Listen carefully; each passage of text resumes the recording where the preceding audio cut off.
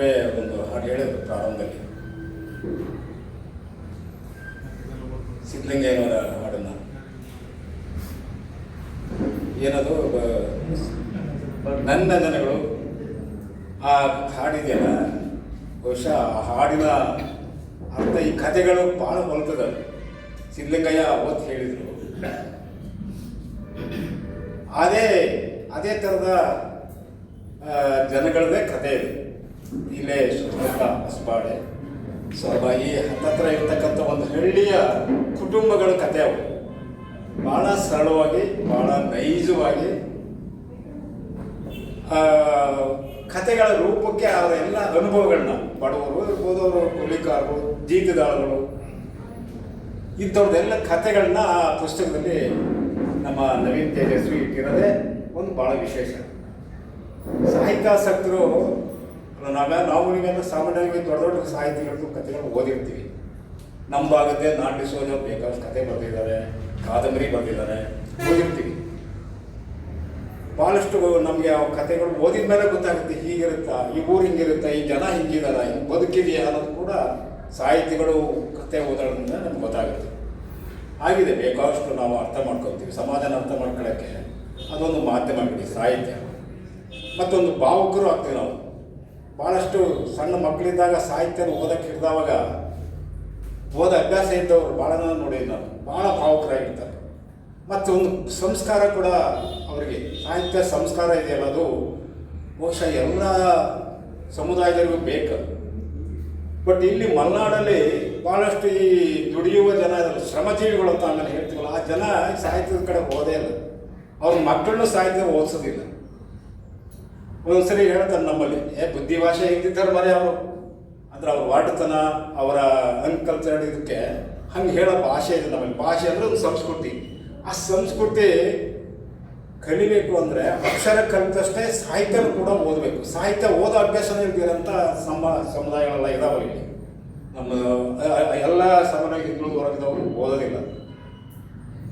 ಅಂಥ ಸಮುದಾಯದಲ್ಲಿ ಹುಟ್ಟಿ ಬೆಳೆದು ಅಲ್ಲಿ ಕಷ್ಟಗಳನ್ನ ಬಿಡೋದಿದೆಯಲ್ಲ, ಅದು ಹೊರಗಡೆಯಿಂದ ಈಗ ನಾಡಿಸೋದೇ ಬೇಕಾಷ್ಟು ಕತೆ ಬರೆದಿದ್ದಾರೆ. ಹೊರಗಡೆ ನಿಂತು ಇಲ್ಲಿ ಜನರನ್ನು ನೋಡಿ ಬಂದಿದ್ದಾರೆ.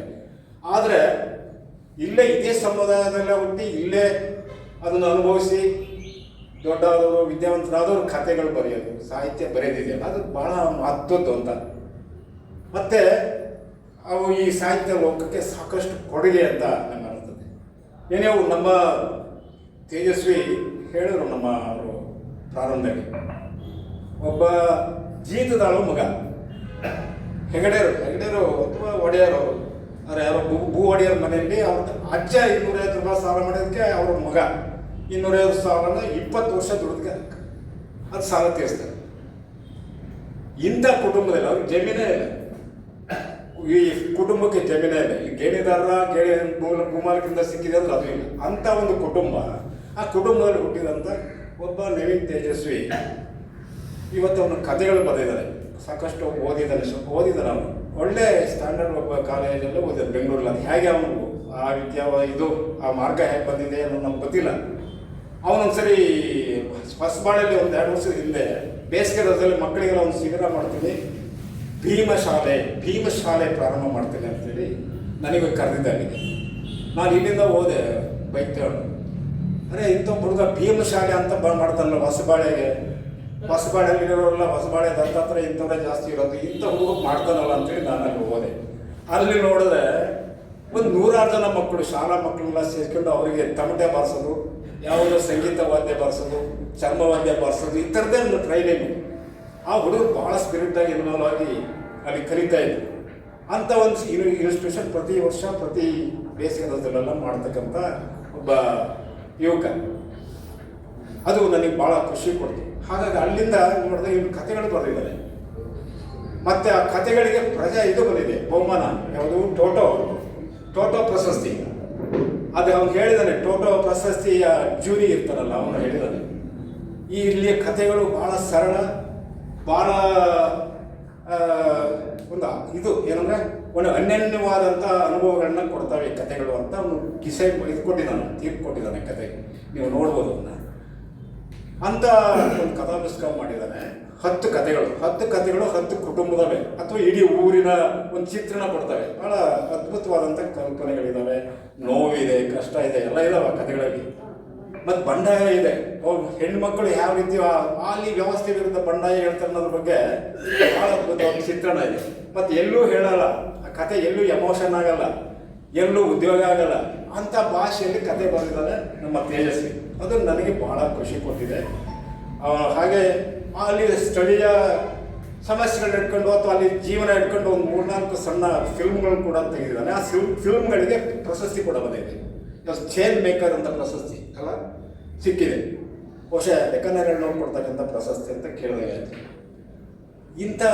ಈ ಥರ ನಮ್ಮ ಜಂಜಿ ಯುವಕ, ಅತ್ಯಂತ ಇತ್ತೀಚಿನ ಯುವಕರಲ್ಲಿ ಸಾಹಿತ್ಯ ಆಸಕ್ತಿ ಇಲ್ಲ, ಓದೇ ಇಲ್ಲ, ಮೊಬೈಲು ಟಿವಿ ಇಂಥದ್ರೆಲ್ಲ ಬೆಳೆದವರಲ್ಲ, ಅಂಥವ್ರು ಇಂಥ ಒಂದು ಕ್ರಿಯೇಟಿವ್ ಆಗಿ ಮಾಡ್ಬೋದು ಅನ್ನೋದಕ್ಕೆ ಈ ಒಂದು ಉದಾಹರಣೆ ಮತ್ತು ದಾಖಲೆ. ನನಗದು ಭಾಳ ಮಹತ್ವ ಅನಿಸ್ತು. ಒಂದು ಫೆಲೋಶಿಪ್ ಬೇರೆ ಸಿಕ್ಕಿದೆ. ಅಮೇರಿಕಾ ಯಾವುದೋ ಒಂದು ದೊಡ್ಡ ಹೆಸರಾದ ಯಾವುದದು ಒಳ್ಳೆ ದೊಡ್ಡ ಕಾಲೇಜಲ್ಲಿ ಅವನಿಗೆ MA ಮಾಡಲಿಕ್ಕೆ ಫೆಲೋಶಿಪ್ ಸಿಕ್ಕಿದೆ. ಅದು ಯಾವ ಇದೊಂದು ಫೆಲೋಶಿಪ್ ಫುಲ್ಬ್ರೈಟ್. ಆ ಥರದ ಒಂದು ಅಚೀವ್ಮೆಂಟಲ್ಲಿ ಇರ್ತಕ್ಕಂಥ ಸಾಧನೆಯಲ್ಲಿ ಇರ್ತಕ್ಕಂಥ ಒಬ್ಬ ಯುವಕ ಇಂಥ ಒಂದು ಕೃತಿ ಮಾಡಿದ್ದಾನೆ. ಆ ಕೃತಿಯನ್ನು ಬಿಡುಗಡೆ ಮಾಡೋದಕ್ಕೆ ನಾವು ಇಲ್ಲೆಲ್ಲ ಸೇರಿರೋದು ಭಾಳ ಖುಷಿಯಾಗಿದೆ. ಅದರಲ್ಲೂ ನಮ್ಮ ದೇವೇಂದ್ರ ಅಂತ ನಮ್ಮ ಭಾಳ ಸಾಹಿತ್ಯ ಆಸಕ್ತರು, ಕಲಾವಿದರು, ಅವರು ನಿರ್ದೇಶಕರು, ಅವರ ಭಾಳಷ್ಟು ಸಾಹಿತ್ಯ ಓದಿದವರು, ಅಂಥವರಿಂದ ಬಿಡುಗಡೆ ಮಾಡಿಸೋದು ನಮಗೆ ಭಾಳ ಒಂದು ಸಂತೋಷ.